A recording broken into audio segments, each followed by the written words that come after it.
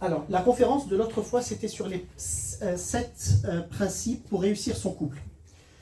Et voici le résumé. Trop cool la présentation.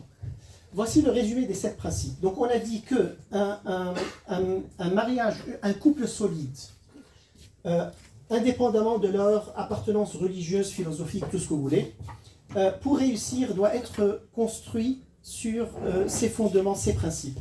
Donc on a, les principes sont divisés en deux catégories. Donc nous avons la carte d'amour, affection et admiration, connexion émotionnelle, sens commun.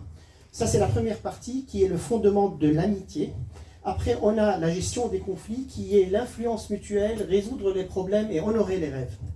Voilà. Donc voici les 7 principes. Après il y a les 2 murs de la maison qui sont l'engagement, c'est-à-dire s'engager, donner sa parole et y tenir, et la confiance, parce que sans confiance, on ne peut rien construire. Donc il faut vraiment qu'il y ait une confiance réelle qui est donnée et qui est protégée, et donc on aura une rencontre sur comment consolider la confiance, comment la protéger pour qu'elle ne soit pas bréchée et détruite, d'où après toutes les trahisons et les douleurs qui peuvent en suivre après.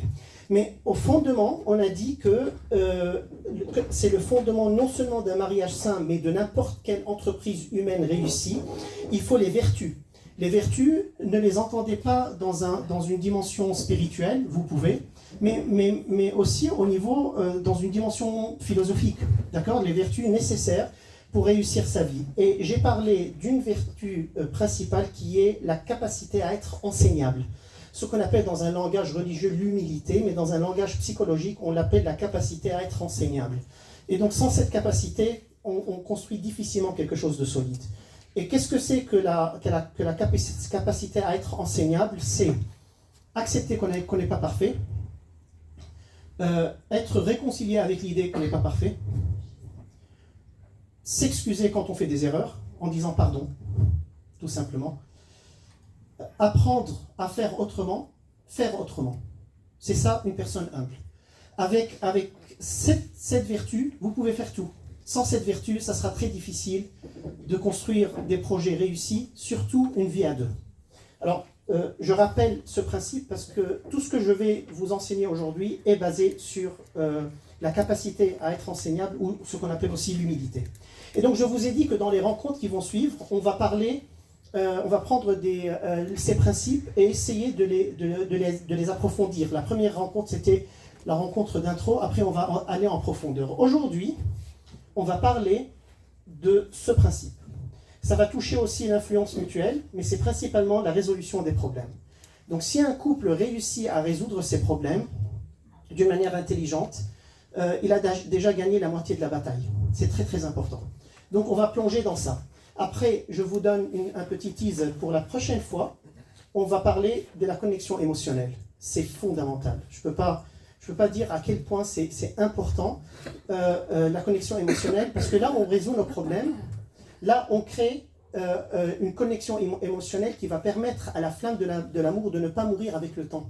Parce que c'est ça le challenge, c'est que l'amour commence fort, mais après, petit à petit, il va décrescendo, et il finit par être bouffé par la routine, par l'habitude, etc. Et donc, les chercheurs ont découvert qu'est-ce qui peut maintenir la flamme vivante. Et donc, c'est beau, parce qu'on peut rêver d'un amour qui ne va pas mourir. Mais il faut savoir comment le maintenir en vie. Et donc, ça sera la prochaine fois, et ça va s'étaler sur au moins deux rencontres, parce que là, on a pas mal de matériel. Donc maintenant, sans trop tarder, plongeons dans la résolution des problèmes. Oui, voilà, je vous ai divisé les 7 en 4 qui sont les fondements de l'amitié et les 3 qui font partie de la gestion des conflits. Bien. Ah, trop cool. Je vais éteindre pour que vous voyez ça en couleur. J'ai envie que ça fasse impression. Oui. Alors, gardons les lumières tamisées un moment. Ce sont les 4 cavaliers de l'Apocalypse. Alors, on ne va pas parler Bible, Parce que celui qui a identifié ces 4 cavaliers, c'est le fameux John Gottman dont je vous ai parlé l'autre fois, qui est un psychologue juif qui a étudié sur des décennies des couples avec toute une équipe pour identifier les éléments qui détruisent une relation et les éléments qui construisent une relation. Et pourquoi j'ai dit juif? Parce que son choix des 4 cavaliers ne vient pas d'une affinité qu'il a pour le Nouveau Testament ou pour Jean qui a écrit, mais pour l'idée que les 4 cavaliers de l'Apocalypse, il apporte avec eux, si vous avez lu Apocalypse, donc le dernier livre du Nouveau Testament, vous voyez que ce sont des cavaliers qui apportent la destruction totale du monde. Donc c'est comme des malédictions. Et donc il a utilisé exactement cette image pour dire que ces cavaliers sont 4 modes de communication qui peuvent détruire n'importe quelle relation au monde. Et donc pour qu'un mariage soit sain, S-A-I-N, il faut les identifier et les tuer un à un. Parce qu'ils sont amis. C'est un groupe de copains. Celui-là commence, il entre en premier. Il appelle le deuxième, le troisième. Celui-là, c'est le plus pourri. Vous allez voir pourquoi. Déjà, il a une tête assez pourrie. Voilà. Et le dernier, c'est celui-là. Et c'est là le début de la fin du couple. Donc voilà. Disséquons-les, dénichons, voilà, exposons le complot et comment donc les jeter dehors. Lumière, s'il vous plaît. Je laisserai comme ça, mais beaucoup s'endormiront. Voilà, merci beaucoup. Voilà, alors, ouais, c'est dommage, on perd un peu en... Alors, le premier de ces cavaliers, c'est la critique destructrice. Elle est nocive, elle ne se contente pas de dénigrer un comportement, comme serait une critique constructrice, c'est-à-dire, j'identifie un comportement qui ne va pas, je l'explique, j'explique en quoi il me fait mal, et on essaie de le résoudre. Là, c'est une attaque contre la personne, mais vise directement la personne. Alors, elle consiste en attaquer la personnalité de quelqu'un, propos durs, ton de voix, langage du corps, donc ce n'est pas seulement verbal. On peut, avec les yeux, dire à quelqu'un, c'est insupportable, mais sans dire le mot. Voilà. Avec le langage du corps et avec la dureté de la parole.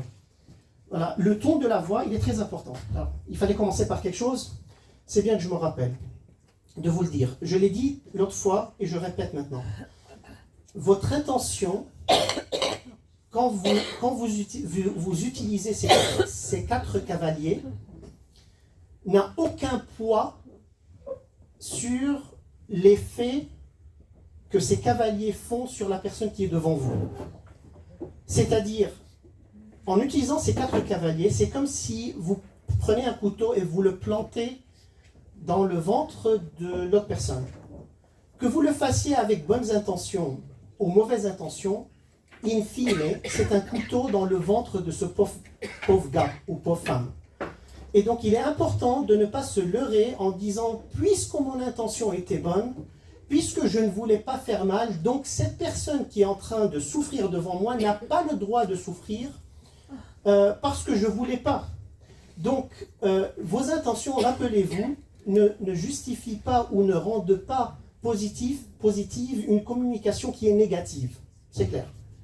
Parce que dans les études qui ont été faites par John Gottman et son équipe, ils ont branché des couples sur des appareils pour voir leur battement du cœur, la quantité d'adrénaline qu'ils ont dans le sang, le taux de stress, etc. Et ils ont vu que, indépendamment de l'intention, quand de mauvais mots sont utilisés, une manière agressive de parler, les personnes réagissent physiologiquement d'une manière très, dans un stress total, dans une attitude de protection contre une attaque. Et là, on est en train de parler de personnes qui vivent en couple, donc on n'est pas devant un terroriste devant nous. Et donc, de mauvaises paroles déclenchent des mécanismes de défense dans l'autre personne qui sont dangereux. Et c'est pour cela que parfois, il suffit d'une seule parole qui n'est pas bien ajustée pour que le conflit éclate dans le couple, dans la relation. Donc, Propos dur, ton de voix genre, t'as vu ma clé chérie? Elle est là, ok? Au lieu de, voilà, elle est là. Donc tout ça, vraiment ça change. Donc il faut prendre ça en considération.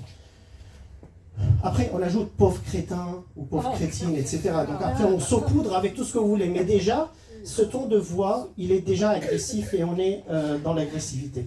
Le blâme, la comparaison.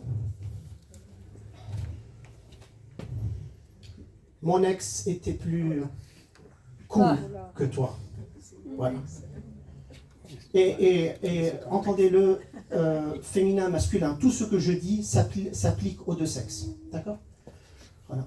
Et généralisation, tu es toujours, tu n'es jamais. Donc ça, vraiment, il faut l'enlever de notre dictionnaire. Mais avant d'aller plus en profondeur, ah oui, donc l'antidote, c'est la plainte. Alors comment se plaindre d'une manière saine? On a toute une explication qu'on va voir ensemble. Mais avant, donnons-nous quelques exemples. C'est sympa les exemples. Tu ne fais jamais la vaisselle. Ça, c'est une critique. Parce qu'il ne la fait jamais. Ou elle ne la fait jamais. Comme je vous ai dit, vous mettez masculin, féminin, ça s'applique à tout le monde. Voilà. Alors, ce qu'on pourrait dire, si on veut faire une complainte qui est saine, sans attaquer la personne, c'est « j'apprécierais si tu pouvais m'aider avec la vaisselle ». Ça change un peu. Alors vous allez me dire, c'est trop artificiel. C'est artificiel parce qu'on ne nous l'a pas appris. Mais si on avait été entraîné à parler comme ça aurait été comme une seconde nature pour nous. Ça devient comme un réflexe, comme conduire une voiture. D'accord? Donc là, jamais, après lui ou elle va commencer à relire tout son historique avec lui ou avec elle pour voir le jour où il a quand même fait la vaisselle, ou elle a quand même fait la vaisselle, et lui dire, ah, tu vois, en 1998, l'après-midi, j'ai fait la vaisselle, donc tu n'as pas raison. Et là, on est perdu dans des détails qui sont complètement inutiles parce qu'on a commencé par une généralisation au début et qu'elle n'était pas à sa place. Tu es toujours en retard. D'accord?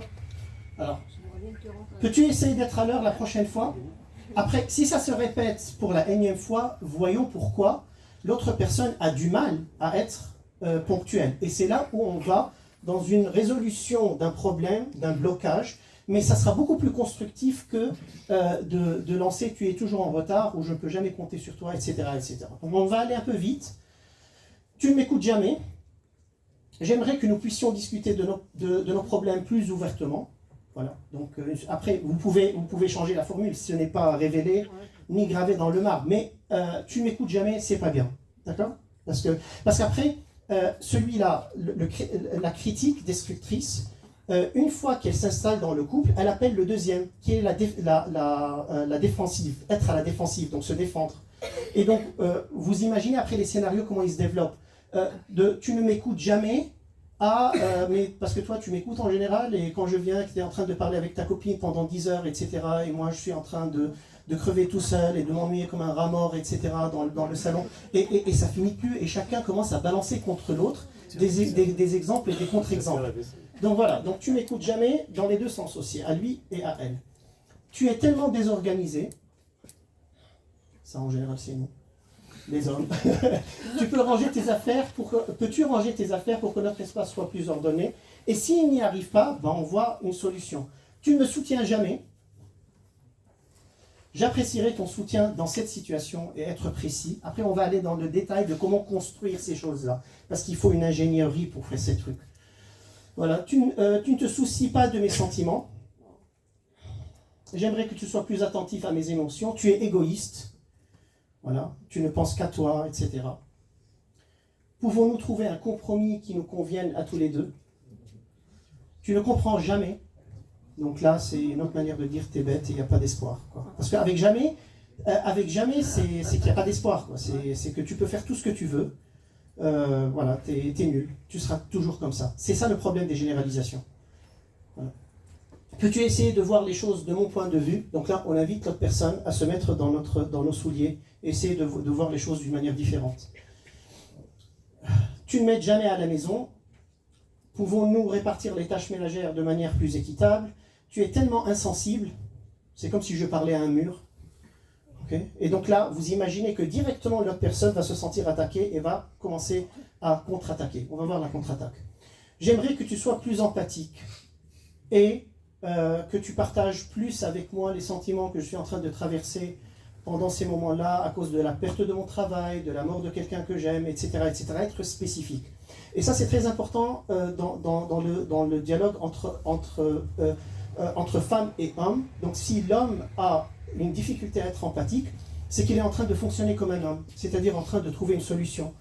Et parfois, les femmes n'ont pas besoin de solution, mais ont besoin d'empathie. Et l'empathie, c'est la moelle épinière de l'intelligence émotionnelle. Mais le pauvre type, il ne sait pas. Et donc, dès qu'elle lui dit qu'elle est en train de traverser un moment difficile, il ouvre son dictionnaire de comment régler tous les problèmes du monde, etc. Il commence avec une très bonne intention à lui donner des solutions. Alors qu'elle, elle ne veut pas de solution, mais elle ne le lui dit pas.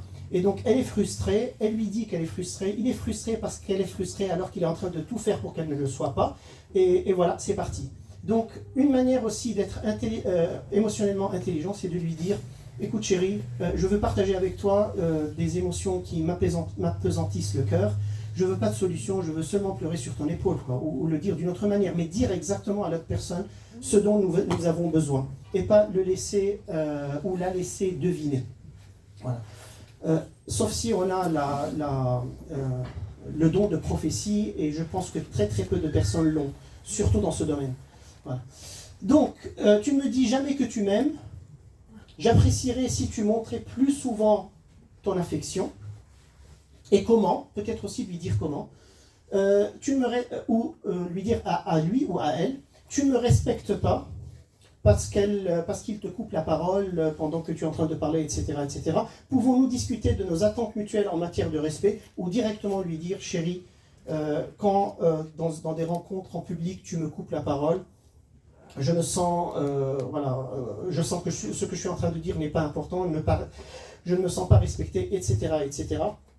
Et là, on est en train de parler d'un problème spécifique, on n'est pas en train de lui dire, tu ne me respectes jamais, et là, de nouveau, il ou elle commence à relire toute son histoire avec elle ou avec lui pour voir tous les moments où il l'a respectée effectivement, même des moments où il a même donné sa vie pour elle, et les lui montrer une à une pour lui dire « t'as pas raison, tu vois, tu es en train d'exagérer, etc. » Tu ne t'intéresses pas à ma journée. J'aimerais partager nos expériences quotidiennes. Tu es toujours de mauvaise humeur. Comment puis-je t'aider à te sentir mieux? C'est quand même une meilleure approche. Que tu as une tête d'enterrement, quoi. Tu t'es vu? Voilà, les questions. Et donc, alors, excusez-moi, j'ai multiplié les exemples, mais c'est comme ça qu'on incarne ces principes dans notre vie. Il y a des chaises dans les salles qui sont ici en face. N'hésitez pas à ouvrir n'importe quelle porte et prendre n'importe quelle chaise. Tu ne me complimentes jamais. J'aime quand tu me fais des compliments.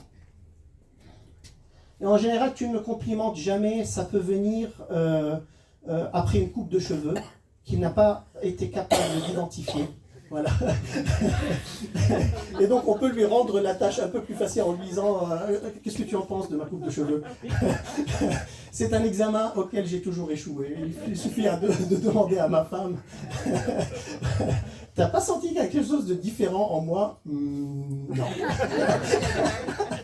Pas grand-chose. Bien. Alors, tu ne me fais jamais de surprise. J'apprécierais si tu pouvais organiser quelque chose de spécial de temps en temps et peut-être lui donner à elle ou à lui quelques idées. Voilà, tu ne me soutiens pas devant les autres. Ça, c'est un point important quand on ne se soutient pas. Donc, on se met avec l'ennemi contre notre partenaire. L'ennemi peut être n'importe qui. Les parents, les autres, les amis, etc. J'aimerais que tu me défendes lorsque c'est nécessaire. Voilà. Tu ne m'écoutes pas quand je parle. J'apprécierais si tu pouvais me donner toute ton attention. Tu ne me fais jamais de cadeaux. J'aime quand tu me surprends avec des petits gestes d'affection. Et la dernière, je vais vous la lire. Tu ne me comprends pas. Pouvons-nous parler de nos sentiments et de nos émotions? Donc voilà, des idées pour vous dire à quel point le premier cavalier, il est vraiment présent dans nos relations. Et il est terrible. Donc il faut faire attention de ne pas le laisser entrer. Si jamais on le laisse entrer, il invite son ami. Et voilà l'ami. C'est l'attitude défensive. J'ai été attaqué, tu ne penses jamais à moi. Tu te moques de mes émotions. Jamais je n'ai pu compter sur toi. Très bien. Allez, on appelle l'ami. C'est quoi l'attitude défensive? C'est éviter de prendre nos responsabilités, la responsabilité de notre manquement ou de notre erreur, et basculer dans la défensive, qui peut prendre la forme de trouver des excuses. Oui, mais tu sais, je traverse des moments difficiles, donc je n'ai pas pu faire ce que tu m'as demandé de faire. Et puis regarde la situation géopolitique internationale, à quel point elle pèse sur les pauvres mortels, et blabla, et blabla. Et elle s'enflamme de plus. Plus elle me voit en train de donner des excuses, et plus voilà, elle appelle le premier gars qui est entré pour me critiquer. Oui, parce que les trucs qui t'importent, ça, tu les oublies pas, même avec la pression géopolitique internationale, blablabla. Mais parce que c'est une chose que moi, je t'ai demandé, tu fais blablabla, et voilà, c'est parti. Après, se considérer comme une victime, se sentir offensé et jouer à la victime. Voilà. Tu veux ma tête, je l'ai su le moment où je t'ai rencontré. Voilà. Voilà. Tu vas à la recherche d'assassins de temps en temps pour voir comment me mettre en jeu. Voilà. Tu me détestes, tu m'as jamais aimé de toute façon. Voilà. Et vous savez, tous ces trucs, ils sont difficilement constructifs. Blâmer notre partenaire pour notre mauvais comportement. Oui, mais si tu n'avais pas été aussi... j'essaie de ne pas dire de gros mots. Voilà, mauvaise avec moi, ou fatigante avec moi, ou ennuyeuse avec moi, j'aurais pas fait ça. Donc in fine, c'est ta faute. Parfait. Agressivité passive, je dis rien, mais je suis très agressif. Et je ne laisse échapper aucune tentative de vengeance, dissimulée, directe ou indirecte, subliminale ou consciente, que je n'utilise pas. Plainte croisée. Ah, maintenant tu me parles de mon insensibilité. Est-ce que tu te rappelles pas ce jour, ce que tu as fait, voilà, quand je suis venu et je t'ai trouvé, etc., etc. Et là, on peut remonter beaucoup dans le passé. Tu te rappelles le jour du mariage, la tête que ta mère nous a fait pendant le mariage? Voilà. On était dans un problème actuel et maintenant c'est la tête de la maman qui a bouffé tous les gâteaux, qui n'a laissé rien aux autres. Et tu te dis, mais on n'a pas commencé dans cette optique. Pourquoi maintenant on est en train de causer de maman, quoi? Et après, une fois que ça commence avec l'arbre familial, là ça finit plus, quoi. C'est horrible. Et puis ton père, voilà, qui a bu tout l'alcool et a commencé à dire des âneries à tout le monde, etc. La honte. Et comment vous finissez avec ça? Bien. L'antidote, c'est prendre ses responsabilités et demander pardon. Alors, on va voir comment demander pardon. Mais avant, donnons des exemples de phrases défensives. Ce n'est pas ma faute, c'est la tienne. C'est ça. Je comprends que tu sois frustré, parlons-en. On n'a pas vraiment l'habitude de parler de ces trucs-là, de parler comme ça. Tu exagères toujours. Je vois que c'est important pour toi. Parce que derrière l'exagération, pourquoi on exagère? Pour dire d'une manière maladroite à quel point ce point est important pour nous. Et donc, c'est une fourmi qu'on transforme en dinosaure pour dire c'est important. Regarde, c'est pas une fourmi. Toi, tu veux le rendre fourmi, mais c'est un dinosaure. Donc, soyons d'accord que c'est un dinosaure. Et là, au lieu de reconnaître la raison, la racine même de cette exagération, on commence à faire tout un carnaval autour de l'exagération, mais pas de sa racine. Et c'est pour cela, être intelligent relationnellement, c'est aller toujours à la racine des choses qu'on fait. Voilà. Pourquoi tu me critiques tout le temps? Je suis jamais bien pour toi. Merci de me le dire, je vais y réfléchir. Voilà. Ah, ça c'est cool. Alors, vous imaginez que la personne qui est devant nous, elle est immédiatement calmée, ou devrait être immédiatement calmée quand on approche le problème, comme ça. Voilà. Je fais de mon mieux, tu ne vois jamais ça, je suis désolé, je t'ai blessé, tout simplement. Tu es trop sensible, ouais, le jeu de la sensibilité. Tu fais un drame de tout, c'est pas possible de vivre avec quelqu'un comme toi. Je veux comprendre ton point de vue. Voilà, ça, c'est une bonne différence. Je n'ai rien fait de mal. Là, on se justifie. Je reconnais que j'ai fait une erreur, tout simplement. C'est toi qui as commencé Essayons de trouver une solution ensemble, même si c'est elle ou lui qui a commencé. Une erreur est une erreur. Et donc, essayons de trouver une solution ensemble au lieu de jouer au jeu de qui a commencé à être le mauvais gars dans l'histoire. Parce que c'est pas constructif. Tu ne comprends jamais rien, donc t'es bête. Peux-tu m'expliquer ce que tu ressens? Surtout quand, objectivement, je ne comprends pas ce qu'elle essaie de me dire. Je n'ai pas le temps pour ça. Les histoires à la noix de coco. Je suis prêt à écouter, ou prête à écouter. Tu es toujours sur mon dos. Je vais essayer de faire mieux. Je ne suis pas le seul à faire des erreurs. Regarde-toi, regarde ta famille, regarde tout le monde, etc. Je comprends que tu sois en colère, et donc voyons la solution ensemble. Tu ne m'écoutes jamais, je vais faire un effort pour m'améliorer. Je ne peux jamais rien faire de bien pour toi. Merci de me faire part de tes sentiments. Tu es trop dramatique. Je veux que nous nous comprenions mieux. Et si jamais il y a une exagération, ben on essaie de voir pourquoi il y a cette exagération. Pourquoi fais-tu toujours une montagne de rien? Encore une fois, l'exagération. Je vais essayer de ne pas réagir de manière défensive. Je ne suis pas parfait, d'accord?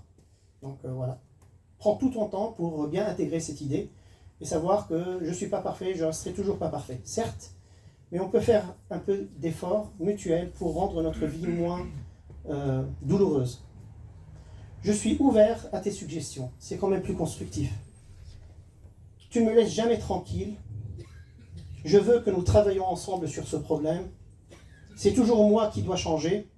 Je vais essayer de voir les choses de ton point de vue. Tu ne me fais jamais confiance. Je veux que nous soyons heureux ensemble. Je ne peux pas croire que tu dises ça. Le scandale, lèse-majesté. Merci de me donner une chance de m'améliorer. Donc voilà.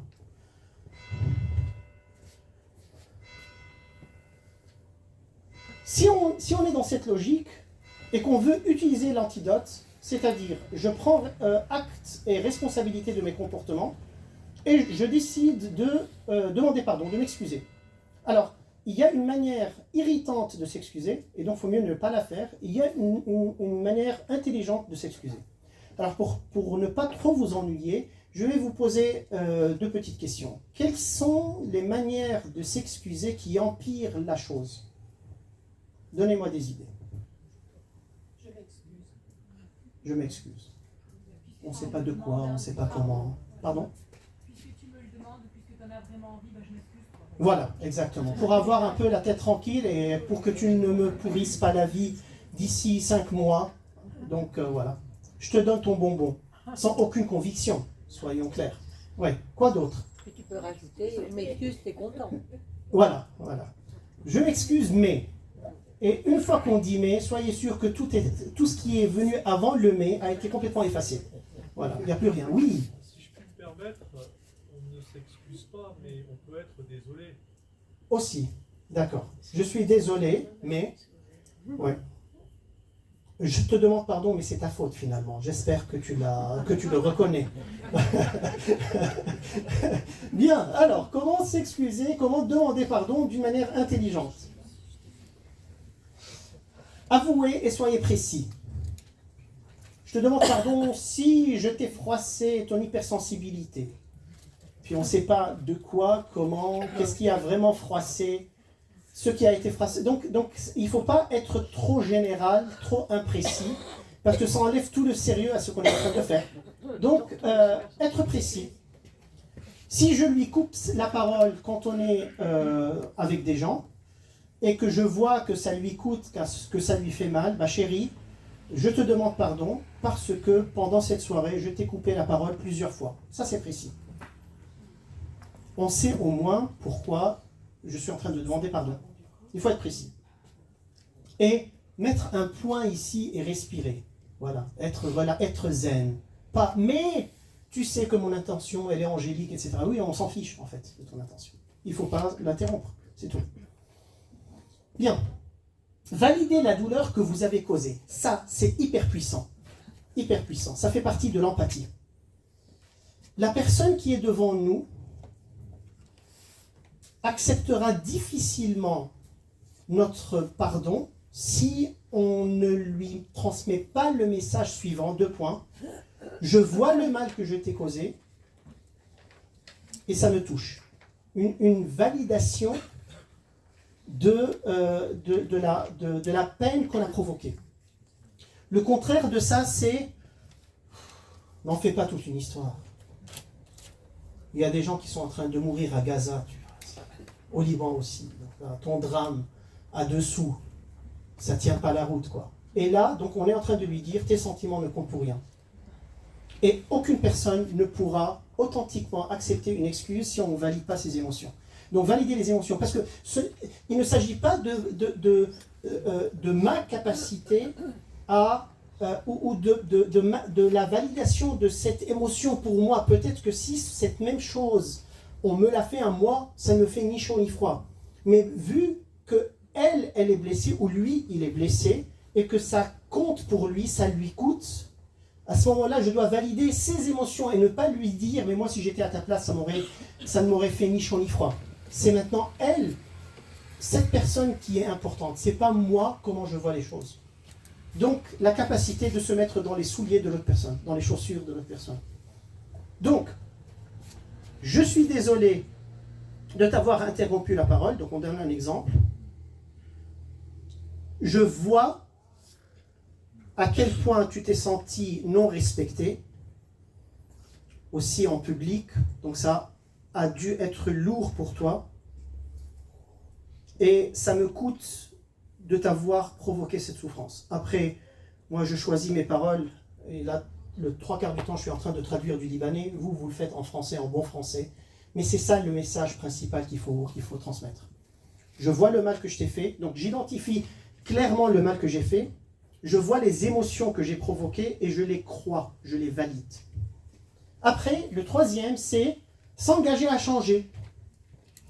Parce que demander pardon pour la 100e fois pour la même chose, la personne qui est devant nous a désormais appris la leçon et sait que les choses vont se répéter. Et donc elle dit oui, c'est sympa, c'est gentil, mais je sais que demain tu vas me faire le même coup. Donc ça compte pas, ça tient pas.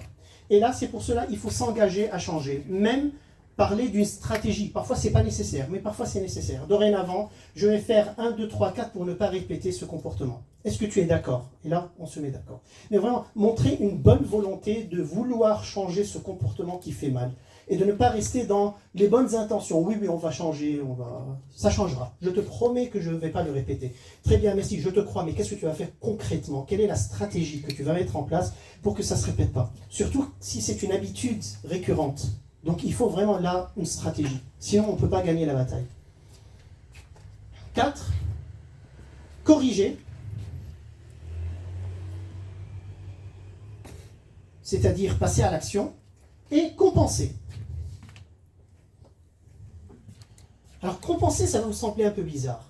C'est le bouquet de fleurs. Ou son plat préféré. Comme cadeau, excuse-moi. Alors pourquoi la compensation elle est importante? C'est pas parce qu'on est en train de payer pour une dette. C'est plutôt pour entrer dans une logique de construction et d'ajouter à la place du mal que j'ai fait de la beauté et de l'amour. Il ne faut jamais laisser une place vide. Quand je fais un mal, j'identifie le mal, je l'arrache, après c'est vide. Il faut mettre de la beauté à sa place. Et c'est cette beauté qui va commencer à guérir la blessure qu'on a causée. C'est très important. Pour les catholiques parmi vous, c'est un peu la même logique dans la confession, quand le prêtre vous dit, après vous avoir donné l'absolution, vous allez prier un psaume dans la Bible ou faire l'aumône à je ne sais qui, etc. C'est une invitation à mettre de la beauté à la place de la laideur qu'on a fait ou du mal qu'on a fait. Et il est important que l'homme soit créateur ou co-créateur de la beauté et qu'on fasse une différence. Donc, je t'ai fait mal, voilà une fleur. C'est pas pour acheter ton pardon, ce n'est pas une approche intéressée, c'est pas mesquin, c'est beaucoup plus beau que ça. C'est je t'aime et je m'engage à remplir ta vie par quelque chose de positif, à la place du négatif que je t'ai ajouté. Et ça ne doit pas toujours être de l'or ou du diamant, ou une voiture. Quoi. Ça peut être, c'est vraiment la sincérité du geste, l'authenticité et l'amour avec lequel il est fait. Parfois, un baiser de Jeanne me fait oublier tout. Quoi. Mais il faut vraiment qu'il y ait de la beauté qui prenne la place du vide. Bien, donc ça, c'est comment demander pardon. Donc, je m'engage à ne plus t'interrompre et je te donne un bisou, un câlin. Je fais une différence. L'important, c'est l'ordre. C'est-à-dire que Oui. le dernier n'est pas en premier. Non, le dernier n'est pas en premier. Et dans la dynamique des couples, en général, le dernier est en premier. Et c'est-à-dire, je l'ai fâché, je vais lui donner un cadeau, à lui ou à elle. Mais tant que lui n'a pas entendu ça, ou lui ou elle n'a pas entendu ça, ça aura du mal à vraiment s'ancrer en lui. Il va se sentir acheté, qu'on dit... ouais, quand on achète les faveurs de quelqu'un, quoi, on le corrompt, voilà, avec un morceau de chocolat ou quelque chose pour qu'il se taise et qu'il laisse tomber son droit à être blessé, quoi. Et donc il faut commencer en haut. Et ici, il y a un point très important. Il faut que la parole je te demande pardon, je suis désolé, soit dite audiblement, clairement. J'ai été, depuis qu'avec Jeanne, on a commencé à travailler dans le conseil conjugal, on a été surpris par la difficulté que les gens, parfois nous, ont à dire cette parole. Je suis désolé, je t'ai fait mal, je te demande pardon. On peut compenser par 50 000 choses, mais parfois cette parole a du mal à sortir. Alors, il y a deux raisons pour vous donner deux petites fenêtres qu'on abordera après. Les deux raisons sont les suivantes. Peut-être qu'il y en aura d'autres, mais ce sont les deux raisons majeures. Ou bien on se croit parfait, sorti de la cuisse de Zeus, comme Athènes, et, infaillible, etc., et qu'on ne veut pas reconnaître qu'on a un problème, qu'on fait des erreurs. Ou bien on est vraiment conscient qu'on est... mais ça ne veut pas dire que c'est vrai. On est vraiment conscient qu'on est nul, qu'on ne veut pas encore donner la énième preuve qu'on est plus nul que nul. Et donc on se protège en n'étant pas vulnérable, en ne disant pas j'ai fait une faute, parce que j'ai fait une faute, c'est comme donner la preuve la centième ou la millième fois que je rate tout et que je ne suis pas un bon mari ou une bonne femme. Et donc, c'est ou bien l'orgueil ou l'opposé de l'orgueil, mais c'est la même médaille. C'est pile et face de la même médaille. Et c'est notre problème, les êtres humains. On lutte contre ces deux tout le temps. Donc personne, on n'a pas encore enregistré un cas de décès de quelqu'un qui a dit « je suis désolé ». C'est vrai. Personne n'est mort de crise cardiaque. Là. Pourquoi il est mort? Il a dit je suis désolé, il a dit pardon. Voilà. On n'a rien pu faire. Quoi. Il a dit pardon et paf, il est tombé par terre. Ça n'existe pas, ça n'existera pas. Et donc n'ayez pas peur. Et si vous vous sentez nul, sachez que vous n'êtes pas nul. Personne n'est nul. Vous portez tous des beautés incroyables en vous. Et qu'en disant je suis désolé ou pardon, vous vous honorez. Et si vous pensez que vous êtes parfait, acceptez ce cadeau d'être imparfait et soyez cool. D'accord? On est tous de pauvres gens. Bien. Excusez-moi. Oui. Comment on dépasse la honte? Je peux très bien avoir fait quelque chose de mal Oui. et avoir du mal à demander pardon parce que j'ai une honte qui m'empêche. Oui, c'est le deuxième scénario.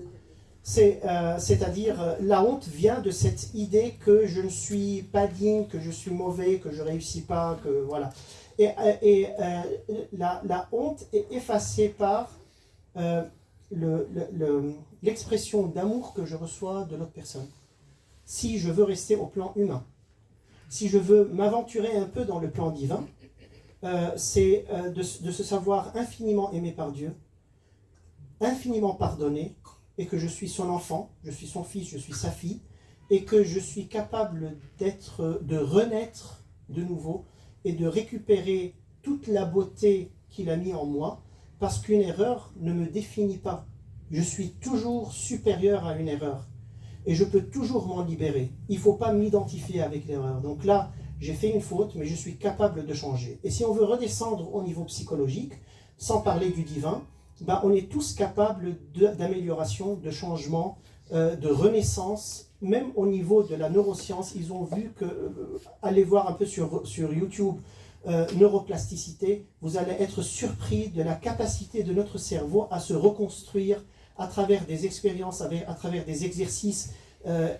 Et c'est ce qu'on appelle en fait acquérir des vertus. C'est à travers des exercices qu'on fait, on change même la structure de notre cerveau.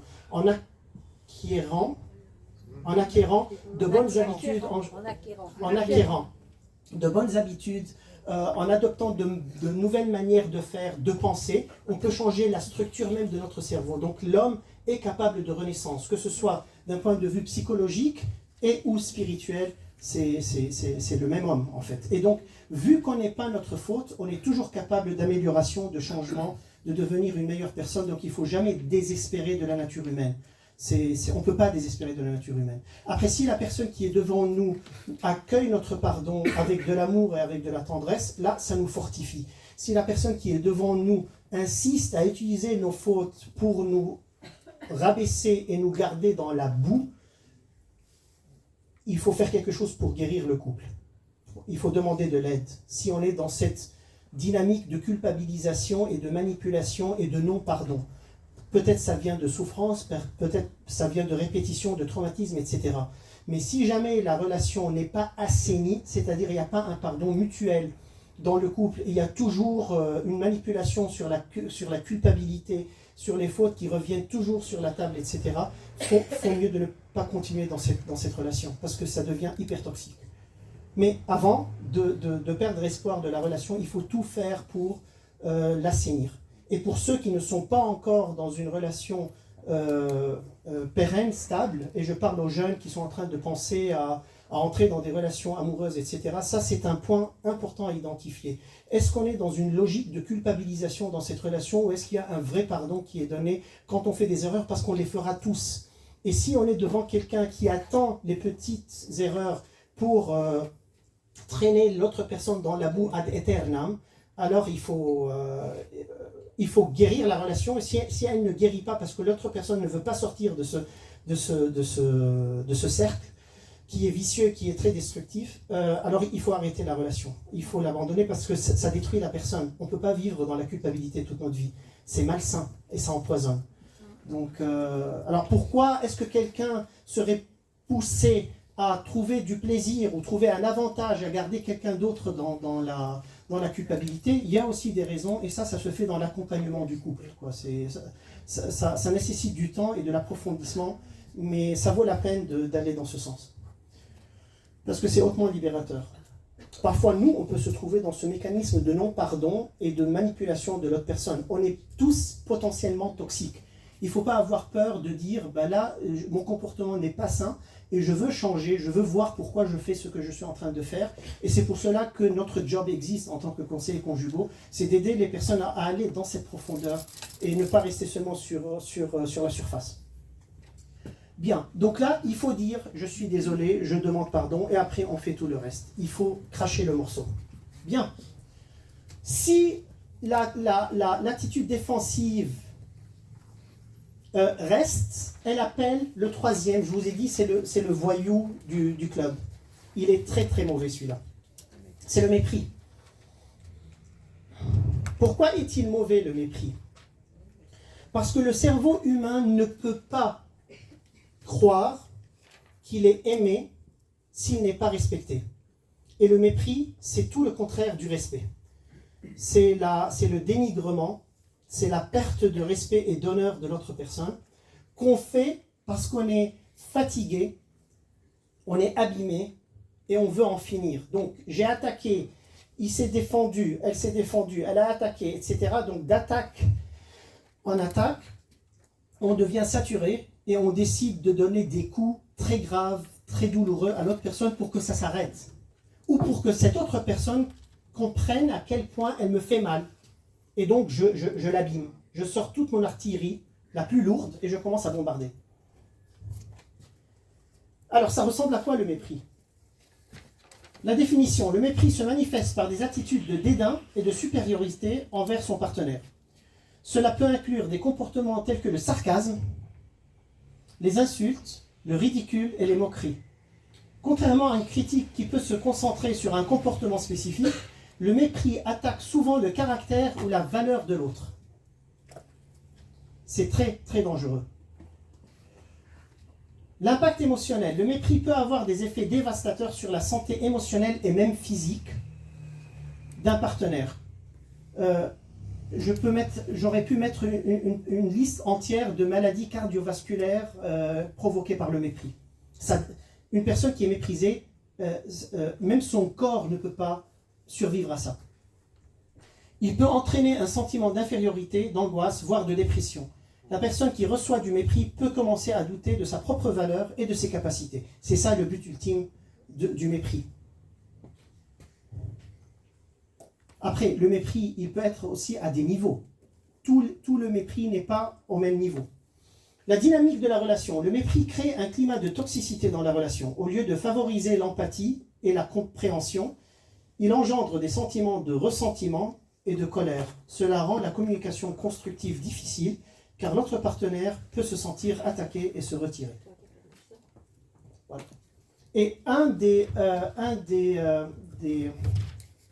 symptômes de l'installation du mépris dans le couple, c'est la mort de l'intimité sexuelle. Très intéressant. Parce qu'ils ont découvert, dans les études qu'ils ont faites, que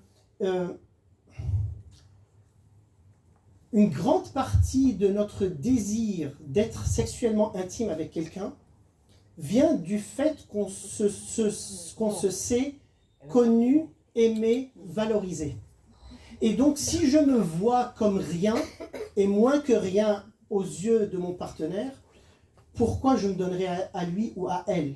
Il n'y a aucune raison de me donner. Et si je me donne, c'est sans âme. C'est comme si j'étais un morceau de bois dans le lit, sans aucun sentiment, sans rien du tout. Et donc, ça tue la sexualité parce que ça tue l'amour. Ça, c'est le tueur de l'amour.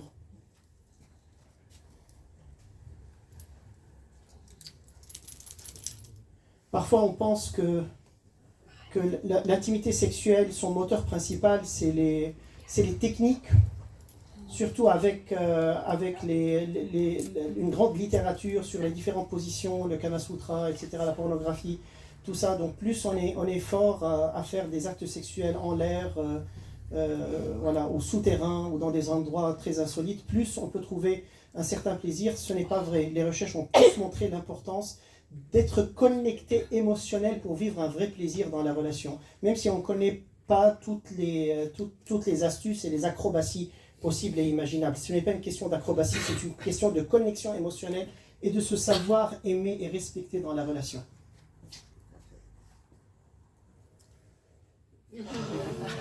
Voilà.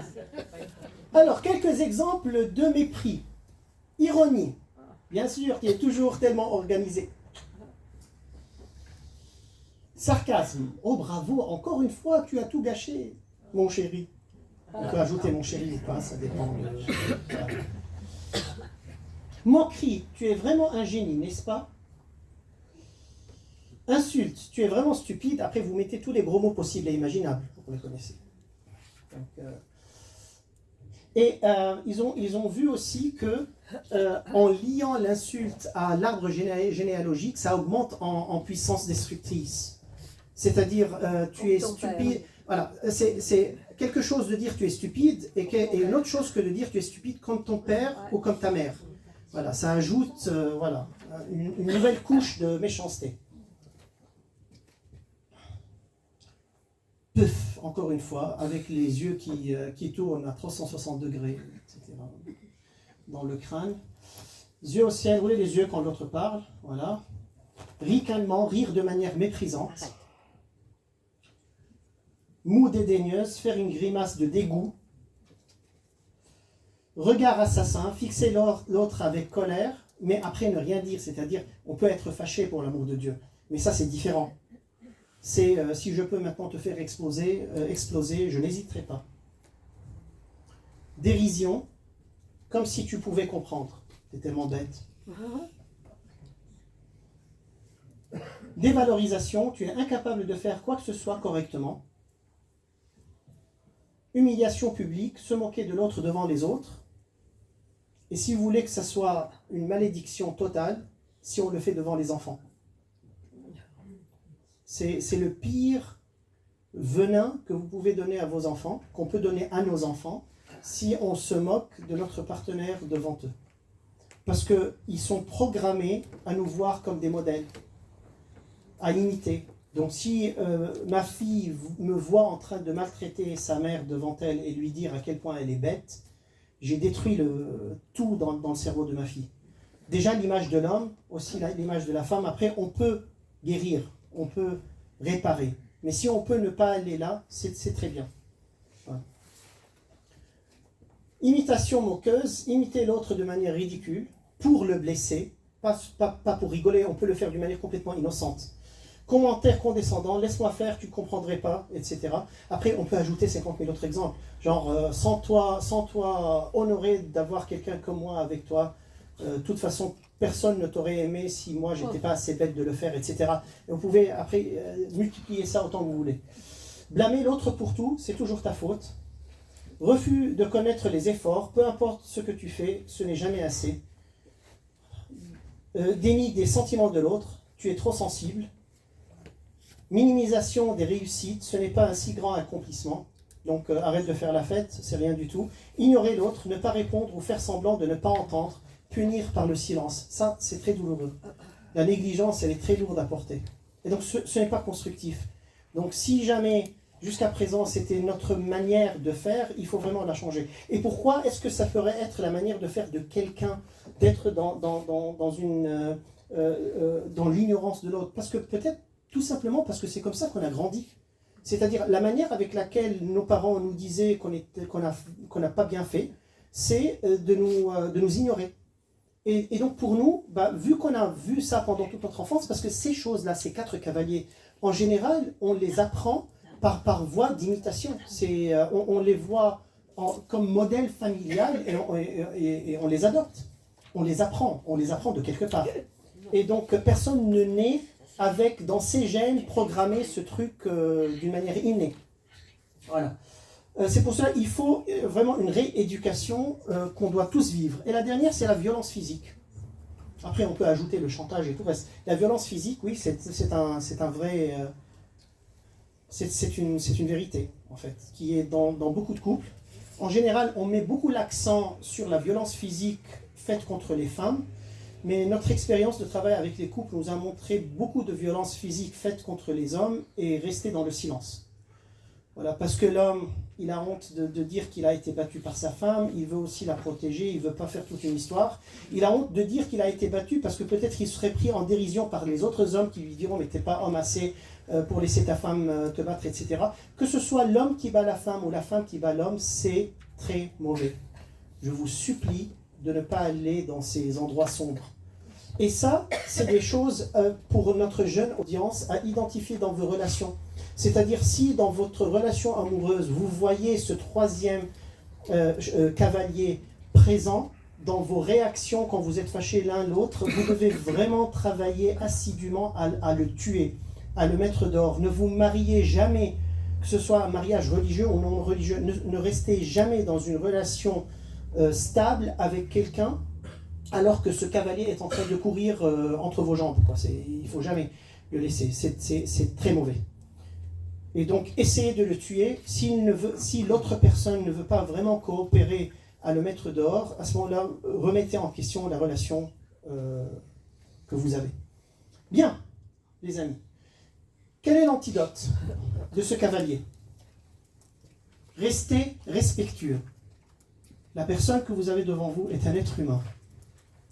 Pour les croyants parmi vous, c'est un enfant de Dieu. Et personne ne mérite d'être insulté, humilié. Personne.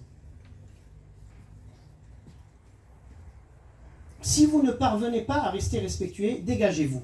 Et là, c'est important. Désengagez-vous. Pourquoi est-ce qu'on pourrait arriver à ne plus se contrôler? Parce que dans les études qui ont été faites, ils ont vu que quand les battements du cœur de 2 personnes en discussion dépassent les 100 battements par minute, on perd en général le contrôle de notre langue. Ça devient très difficile de se contrôler. Alors vous n'allez pas tous vous trimballer des machines pour voir les battements de votre cœur, mais vous sentez le sang bouillir dans votre visage, quoi. Et toutes les mauvaises paroles, les paroles les plus méchantes venir sur le bout de vos lèvres. À ce moment-là, quand vous sentez ça, c'est un signe d'alarme, il faut désengager. C'est-à-dire, on prend un break et chacun va prendre un moment de repos, manger du chocolat, prenez une bonne douche, un bon bain, priez, méditez, faites ce que vous voulez, mais ne restez pas en confrontation. Alors en général, ils ont vu que les hommes, enfin, les femmes, sont physiologiquement beaucoup plus résistantes et résilientes dans ces situations. C'est-à-dire, elles tiennent beaucoup plus dans le champ de bataille, et donc elle veut à tout prix finir l'histoire aujourd'hui, ce soir, avant de dormir. Et lui, il n'en peut plus. Il n'arrive plus à parler. Il commence à avoir voilà, une paralysie faciale, voilà, il a la bouche qui descend comme ça. Voilà, il veut seulement la paix, et elle le poursuit parce qu'elle est physiologiquement plus capable de porter le stress dans des moments, en général, dans des moments de conflit. Nous, ça nous submerge et on commence à étouffer. Alors, il y a des exceptions.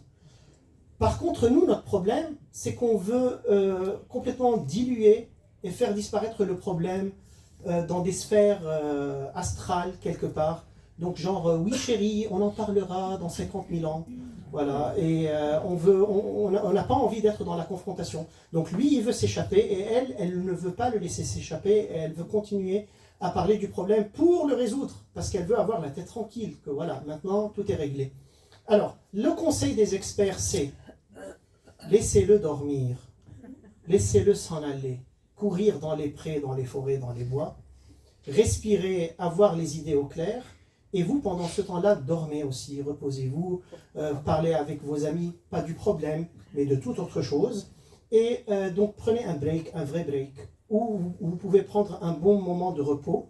Mais, messieurs, il ne faut pas partir sans donner un rendez-vous pour parler du problème. Parce que si on ne parle pas du problème, on pense qu'il a été oublié dans les sphères astrales de je ne sais pas trop quoi, mais il va re-émerger et il va être beaucoup plus venimeux que la première fois. Donc, ma chérie, on n'arrive plus à se parler, on va commencer à s'abîmer. S'il te plaît, prenons un break, une pause. Voilà, et je te promets que demain soir, après-demain soir, en général, ils ont dit de ne pas dépasser les 72 heures, parce qu'en général, les hommes oublient ce qui a eu lieu. Donc, ah oui, je veux parler, mais tu me rappelles de quoi? Parce que je n'ai plus aucune idée de ce qui s'est passé. Voilà, donc, pas dépasser 72 heures et se mettre tranquillement là et parler respectueusement de ce qui s'est passé. Maintenant, on va voir comment on va parler. 3. Fixer un moment opportun pour résoudre le problème. Voilà, je viens de le dire. 4. Soyez charitables l'un envers l'autre en attendant. Donc, en attendant cette journée, 2 journées avant de nous rencontrer, on peut faire 2 choses. Les couples pas experts se pourrissent la vie en attendant. Voilà, donc ils essaient de se venger l'un de l'autre, faire des petites choses désagréables l'un pour l'autre, pour rappeler à l'autre, rappelle-toi bien, tu m'as chagriné et tu vas payer le prix d'ici notre rencontre. Et vice-versa. Les couples experts, c'est-à-dire les couples émotionnellement intelligents, se traitent bien pendant ce temps-là. Ce n'est pas les grands amours, ce n'est pas la lune de miel, mais c'est un comportement charitable et respectueux, tout simplement. Donc si je suis habitué à la réveiller le matin avec un café, ben je continue à la réveiller le matin avec un café, parce qu'entre-temps, quand on a eu notre petit malentendu, elle ne s'est pas transformée en terroriste membre de l'État islamique. Elle est toujours ma femme, et il faut se rappeler ça. Et donc, c'est pas quelqu'un à abattre. C'est ma chérie, c'est quelqu'un que j'aime. On n'est pas d'accord sur quelques points, mais on le sera éventuellement. Donc d'ici là, je continue à la traiter comme quelqu'un qui est en train de partager ce qui est le plus cher pour moi, c'est-à-dire ma vie, et quelqu'un duquel sont sortis des bouts de chou qui nous ressemblent à nous deux. C'est un projet de vie extraordinaire qu'on est en train de construire ensemble. Donc un petit désaccord ne va pas nous transformer en des assassins l'un pour l'autre. Donc, et si les couples la jouent bien, c'est-à-dire restent charitables et respectueux pendant le temps d'attente avant de résoudre le problème, ça Facilité. ça prépare très bien le terrain pour une entente et pour la résolution du problème. Parce qu'on n'aura pas cumulé de la négativité en attendant de résoudre. On sera déjà sur un chemin charitable et lumineux. 5. Revisitez le problème en vous écoutant et vous respectant mutuellement et en utilisant les méthodes DESC et IMAGO. DESC et IMAGO, c'est ce que je vais vous expliquer maintenant. Ce sont 2 méthodes de communication qui sont très importantes et qui vont vous aider à parler quand les choses ne vont pas bien. Bene. Et vraiment, je vous assure, la douceur, elle est maîtresse dans la communication. Vous ne pouvez pas imaginer à quel point elle est importante. Dans les remarques qu'on donne, dans la manière avec laquelle on parle, il ne faut pas être cassant. C'est pas bien d'être cassant, d'être dur, d'être froid. Les hommes vibrent et vous donnent le meilleur d'eux-mêmes quand vous êtes doux avec eux, je vous promets. C'est comme de la magie. Et parfois, on est dur. Ou bien parce qu'on a grandi dans un contexte dur, ou bien parce qu'on a été complètement déconnecté de nos émotions, ou parce qu'on est vraiment dérangé et on en a tellement marre de l'humanité qu'on veut abîmer toutes les personnes qui sont autour de nous. Et ce troisième point, moi je l'ai vécu à un moment donné, j'en avais tellement marre de souffrir que je me suis dit, je m'en fous. Et si quelqu'un va me parler, je vais le mitrailler, parce que j'en ai marre. J'en ai marre de tout, j'en ai marre de souffrir, etc. Donc pour vous dire qu'il n'y a pas des méchants d'un côté et des bons de l'autre côté. Il y a un être humain qui peut être tout. Et donc c'est une question de décision, de prise de conscience et de travail dans un sens positif, d'acquisition de bonnes habitudes. Et après j'ai découvert que si je ne mitraille pas, je commence déjà moi à me sentir mieux. Parce que quand on fait du mal aux autres, on commence nous-mêmes à se sentir pas bien. Donc le mal, il se retourne toujours sur la personne qui le fait, et le bien aussi. Voilà. Bien, alors. Ça, c'est le 4e. Donc si on laisse le 3e entrer, le 4e entre. Il s'appelle stonewalling en anglais. C'est difficilement traduisible, mais il a été traduit par blocage. Stonewalling, c'est-à-dire devenir comme un mur de pierre. Ou bien, en français, c'est blocage. Critique, défensive, dénigrement et insulte. Et on arrive au blocage total. C'est quoi le blocage? C'est ignorer l'autre. Lorsque votre partenaire essaie de discuter d'un problème et que vous l'ignorez en continuant à regarder la télévision en utilisant votre téléphone. Mais ça, c'est pas une fois que ça arrive, c'est vraiment un état, une manière d'être. Voilà, on est déconnecté, on ne se parle plus. Ou quelqu'un continue encore à parler et l'autre, il est déjà ailleurs.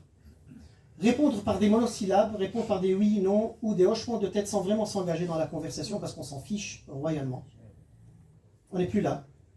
Quitter la pièce, se lever et quitter la pièce en plein milieu d'une discussion importante, laissant l'autre personne frustrée et sans réponse. Évitez le contact visuel, refusez de regarder votre partenaire dans les yeux pendant une conversation, montrant ainsi un désintérêt ou un refus de communiquer. Changez de sujet, détournez la conversation vers un sujet trivial ou sans rapport pour éviter de parler du problème en question. Le blocage, c'est tout simplement le désespoir. J'ai perdu toute espérance de pouvoir arriver à quoi que ce soit, et donc j'abandonne. Et ça, c'est le début de la fin d'un couple.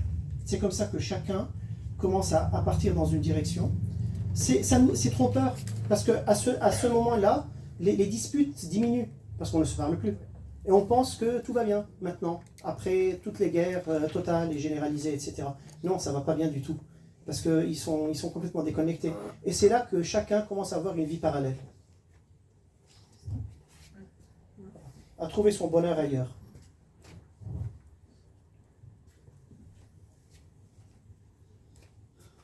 L'antidote.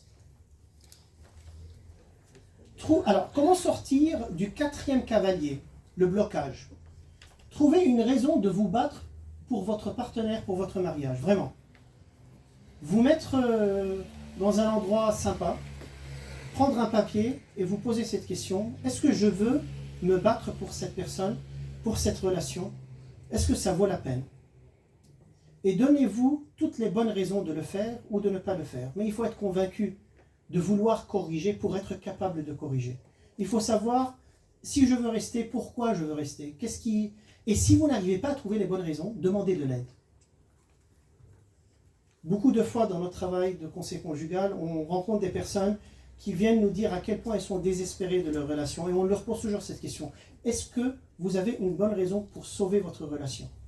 Parfois, ils ont du mal à en trouver. On leur donne des idées. Et parfois, ils en trouvent plein. Et là, au moins, on a gagné une cause. La personne a une cause. Parce que sans cause, on peut difficilement combattre. On jette les armes très facilement. Et en général, et je vous le dis très honnêtement, s'il y a un projet sur cette terre qui vaille la peine d'être sauvé et de mettre toute notre force pour le sauver, c'est un mariage. Sinon quoi? C'est un projet de vie avec des enfants, avec une vie abondante, avec un futur, etc. Et beaucoup de fois, on peut le sauver parce qu'il y a toute une science au service de cette tentative de sauvetage. Parfois, on ne peut pas, mais au moins, on aurait tenté. Ça nous donnera une certaine paix intérieure de savoir, j'y ai tout mis et ça n'a pas marché. Mais j'ai tout mis là-dedans. J'ai tout essayé. Et demander de l'aide, ce n'est pas la honte. C'est tout simplement demander une science et une expertise qui est là au service de toutes les personnes. Négocier et essayer de trouver un terrain d'entente avec notre partenaire. Donc voilà. J'ai une bonne raison, je partage cette bonne raison et je lui dis, écoute, essayons de nous sauver. Si notre relation a commencé un de ces jours, c'est qu'on a vu de belles choses auxquelles on a tenu. Essayons de sauver cette beauté et de la laisser régner. Et si jamais vous rebasculez dans des vieux schémas destructifs, à ce moment-là, demandez de l'aide, une aide professionnelle. C'est qu'il y a des instruments scientifiques qui vous manquent, qui existent, et demandez à les acquérir tout simplement. C'est aussi simple que ça.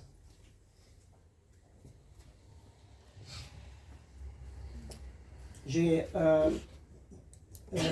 collaboré pas mal avec, quand j'étais au Liban, mais pas que, avec les tribunaux ecclésiastiques pour des cas de divorce. Ça brise le cœur de voir la quantité de mariages qui auraient pu être sauvés, mais qui ne l'ont pas été parce que les personnes n'ont pas demandé de l'aide. C'est vraiment triste à voir. Après, la conséquence sur les enfants, elle est très profonde. Et je vois ça avec les couples qu'on prépare au mariage, parce qu'on a tout un programme de préparation des couples au mariage, qui n'est pas la préparation au mariage dans les églises, c'est un programme de 20 heures d'approfondissement sur plusieurs domaines, etc. Donc c'est un système scientifique très intéressant. Et on voit que les personnes qui viennent de mariages brisés portent des souffrances, quoi, des cicatrices. La première, c'est d'avoir peur de croire en la pérennité d'un amour, et comme si c'était trop beau pour être vrai, et que ça va s'effondrer comme celui de mes parents, parce que voilà, c'est ce que j'ai vécu. Et c'est dommage, on cesse de croire en l'amour. Ça aussi, on peut résoudre ça, mais un divorce n'est jamais quelque chose de sain pour un enfant. Jamais. Voilà, donc mes amis, voyons les techniques de résolution de conflits. On va parler de deux techniques, la DESC et la IMAGO. Et on va les mélanger ensemble pour faire un petit bouquet. Ça va, vous n'êtes pas trop fatigué? Pas trop ennuyé? Non. Ça va? Très bien, parfait. Je sais, il fait un peu chaud, mais je n'ai pas pu trouver une salle avec la clim. Bien. Alors, DESC tient pour, la D c'est décrire, la E c'est exprimer, la S c'est spécifier et la C c'est les conséquences. Donc, expliquer les conséquences. Voyons ça ensemble. Décrire. Donc, quand on veut parler d'un problème, il faut commencer par le décrire d'une manière objective. Comme si on est en train de parler d'un événement qui a eu lieu. Et pas d'attaquer la personne. T'es nul, tu ne sers à rien, c'est tout l'opposé de ça. Je ne parle pas de lui, je parle d'un comportement.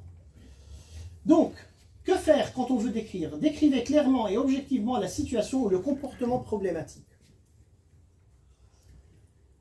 Comment le formuler? Utilisez des phrases en je pour éviter de paraître accusateur. Par exemple, chérie, mon cœur, j'ai remarqué que ces dernières semaines, je fais la vaisselle tous les soirs après le dîner. Un exemple tout bête. Alors, chérie et mon cœur, c'est la douceur dans l'approche. Déjà, ça apaise quand j'entends chérie, quand j'entends mon cœur, je sais que cette personne ne cache pas une mitraillette derrière le dos, n'a pas un projet d'élimination ou d'assassinat. Okay, c'est déjà bien ça. Okay, et c'est beau d'utiliser ces mots de douceur. Voilà. Après, vous pouvez mettre le mot que vous voulez. Je ne sais pas quels sont les mots doux en français parce que je parle libanais avec ma femme. Mais voilà, mon lapin, n'utilisez pas les animaux pas jolis. Voilà. Mon cochon. Mon petit porcelet. Voilà. Donc des mots doux, s'il vous plaît, des mots doux. Ma biche, etc. Ouais. En fait, dans la culture moyen-orientale et au Liban, on utilise beaucoup les animaux en bien et en mal. On fait beaucoup de parallèles. Ouais. Donc oui, il y a les animaux sympas, voilà, comme lapin, comme gazelle, etc. Et il y a les poids lourds, genre cochon, porc, scorpion. Après, il y a selon le niveau de venin qu'il y a. Donc il y a serpent, scorpion, etc. Et après, on peut lier ça naturellement à l'arbre généalogique. Donc tu es un porc comme ta mère, tu es une vache comme ta mère, etc. Ouais. Et vache, c'est pas quelque chose de bien en libanais. Je sais pas si ça a une bonne connotation, surtout pour les éleveurs entre vous qui peuvent avoir de l'affection pour les vaches, mais si on dit à une femme libanaise tu es une vache, elle va pas bien le prendre. Voilà.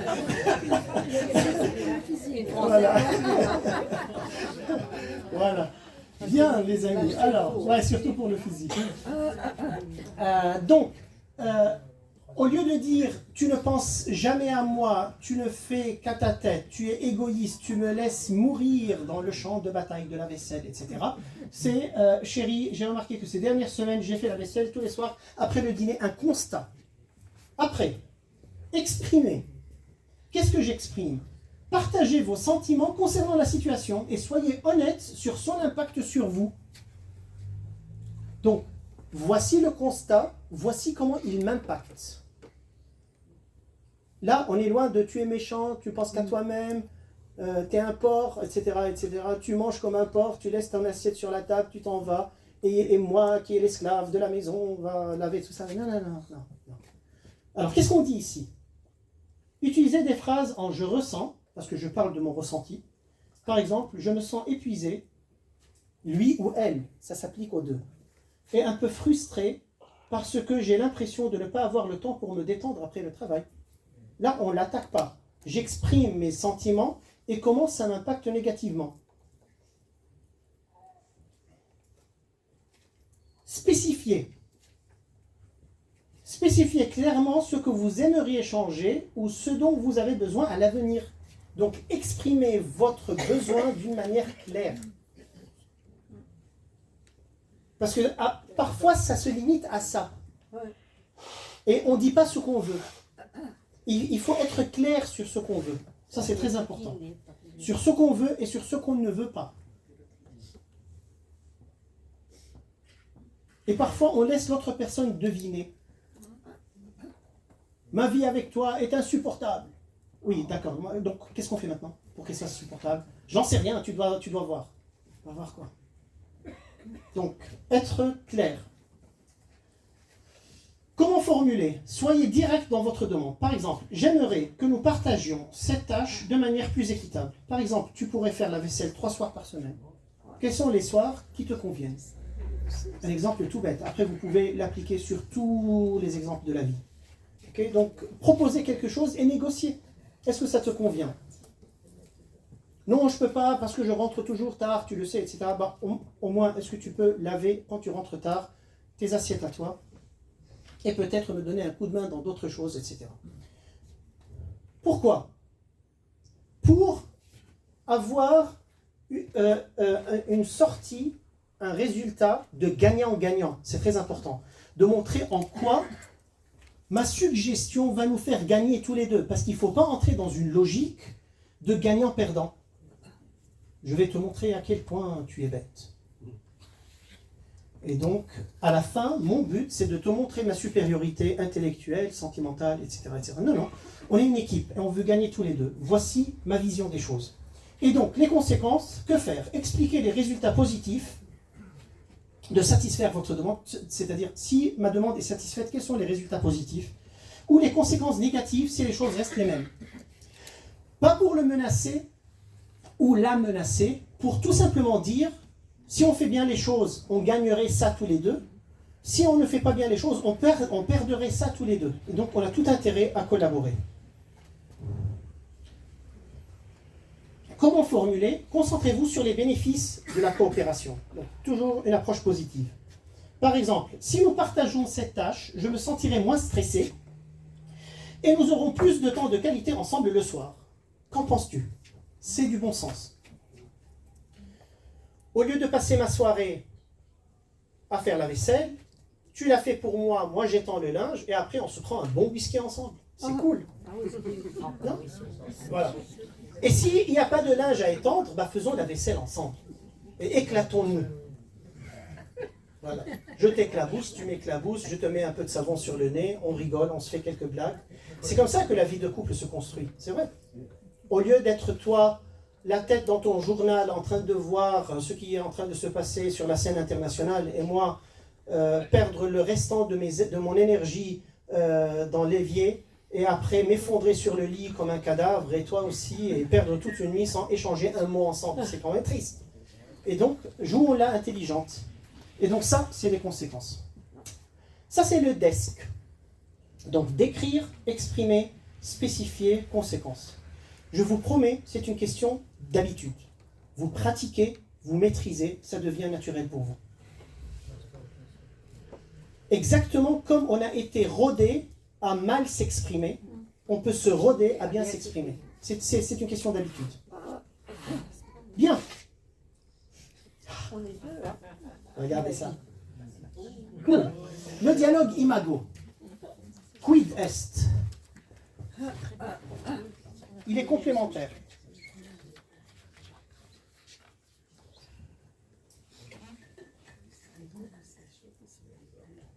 Alors, le dialogue imago.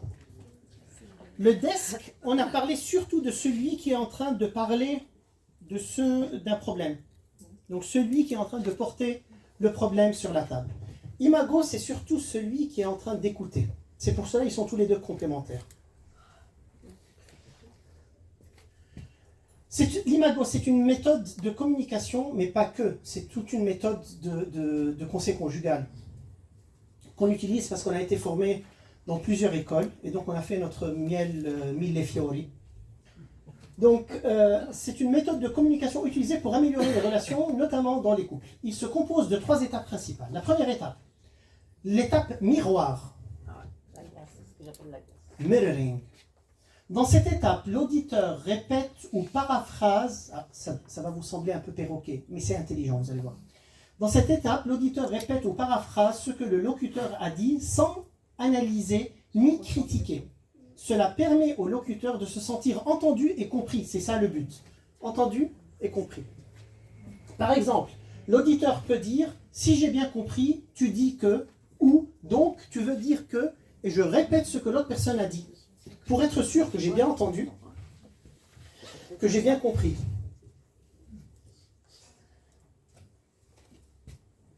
Je vais vous donner des exemples sur tout ça.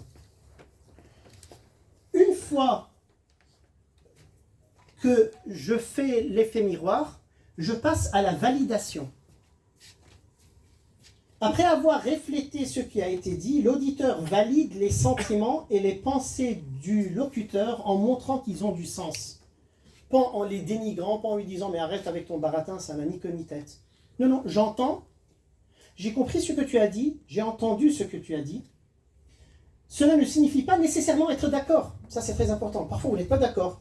Mais ça ne vous empêche pas, si vous n'êtes pas d'accord, de ne pas valider les sentiments et les pensées de l'autre personne. Mais reconnaître, il s'agit de reconnaître ce que l'autre personne ressent et que ce que l'autre personne ressent est légitime. Par exemple, je comprends que tu te sens ainsi parce que, ou cela a du sens pour moi que.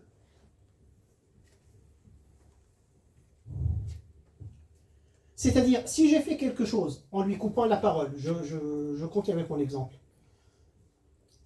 Si elle s'est sentie non respectée, même si mon intention n'était pas de lui manquer de respect, son sentiment est légitime.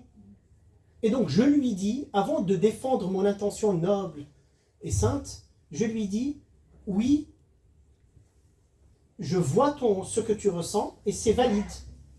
Je comprends que tu puisses sentir ça. Déjà, ça apaise. Ah, je suis comprise, je suis validée. Là, on est vraiment dans la land, dans le bon sens. Je comprends que tu te sens ainsi parce que cela a du sens pour moi que, au lieu de ne pas valider l'autre personne.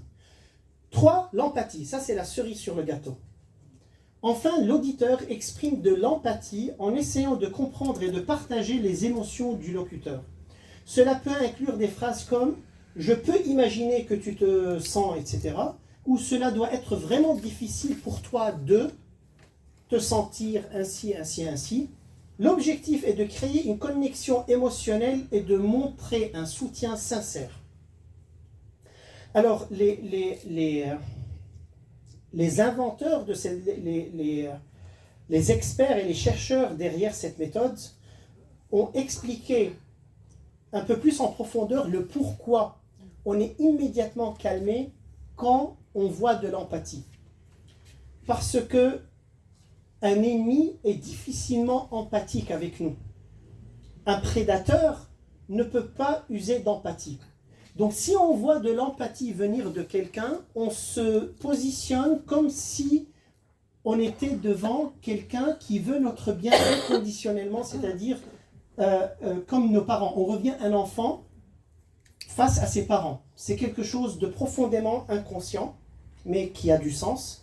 Et donc, on est difficilement agressif devant quelqu'un qui valide nos sentiments, qui montre de l'empathie et de la douceur. C'est pour cela que ça apaise immédiatement. Et ça guérit beaucoup.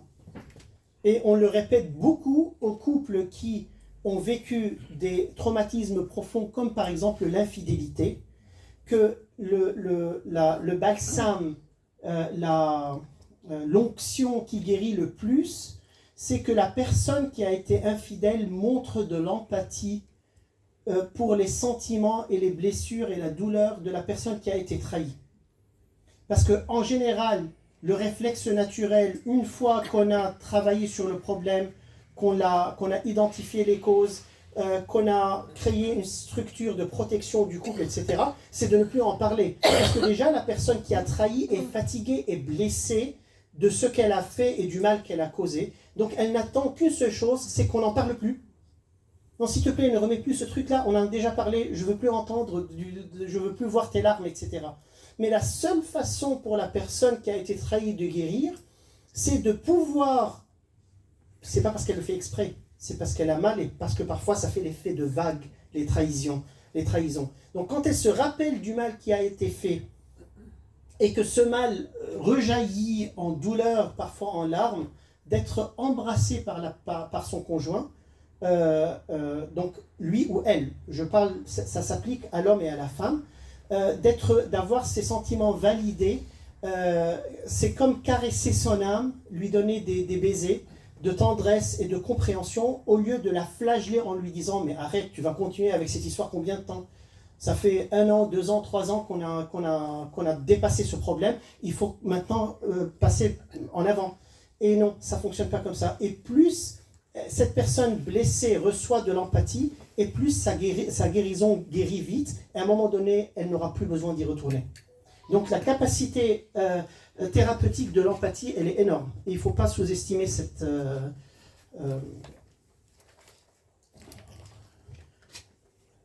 élément d'intelligence émotionnelle. Alors, donnons un exemple. Comme ça rend les choses plus concrètes. Miroir. Partenaire A, je me sens souvent ignoré quand tu es sur ton téléphone pendant nos dîners. Aussi un autre exemple bête. Partenaire B, si j'ai bien compris, tu te sens souvent ignoré quand je suis sur mon téléphone pendant nos dîners. Est-ce qu'il y a autre chose? Alors maintenant, ça semble comme répéter mot à mot ce qui a été dit. Mais quand ce que la personne a dit est long, plus sophistiqué, etc., reformuler ou faire l'effet miroir peut simplifier et réduire le message à l'essentiel. Et ça peut aider. Donc si je comprends bien, de tout ce que tu m'as dit, c'est ça ce qui t'a blessé, c'est ça ce qui ne va pas, etc. Est-ce que tu es d'accord? Si elle est d'accord ou il est d'accord, tant mieux. Sinon, elle peut expliquer davantage pour que j'ai une vision claire de ce qui la dérange. Donc voilà. Donc c'est ça l'effet miroir. Répéter ce qui a été dit d'une manière intelligente pour être sûr d'avoir bien entendu. Validation. Partenaire A. Oui. Donc partenaire A continue. Oui, cela me donne l'impression que tu ne t'intéresses pas à notre conversation. Donc, ce qu'on a dit dans le desk, c'est qu'elle parle de l'impact des émotions que ce comportement a provoqué en elle ou en lui. Oui, cela me donne l'impression que tu ne t'intéresses pas à notre conversation. Notre conversation, pardon. Partenaire B. Je comprends que cela te donne l'impression, donc là, il est en train de valider. L'impression que je ne m'intéresse pas à notre conversation. Cela a du sens parce que tu veux que nous passions du temps de qualité ensemble. Au lieu de basculer directement dans la défense de mes intentions, vous voyez là, on va vers la validation de ce que l'autre personne est en train de dire. Parce qu'il se peut vraiment que mon intention ne soit pas ça. Et donc, le mot impression, il est là non pas pour dévaloriser ce que l'autre personne est en train de dire ou la faire douter de sa perception des choses, mais pour dire que je vois que tu as cette impression et qu'elle est valide pour toi, mais ça ne veut pas dire que c'est vraiment mon intention. Donc là, je me protège tout en validant le sentiment de l'autre personne. Empathie, partenaire A, exactement, j'aimerais que nous soyons plus connectés. Et vous voyez là que le partenaire A est aussi dans une perspective de gagnant-gagnant. Elle n'est pas là pour l'abattre, ou il n'est pas là pour l'abattre.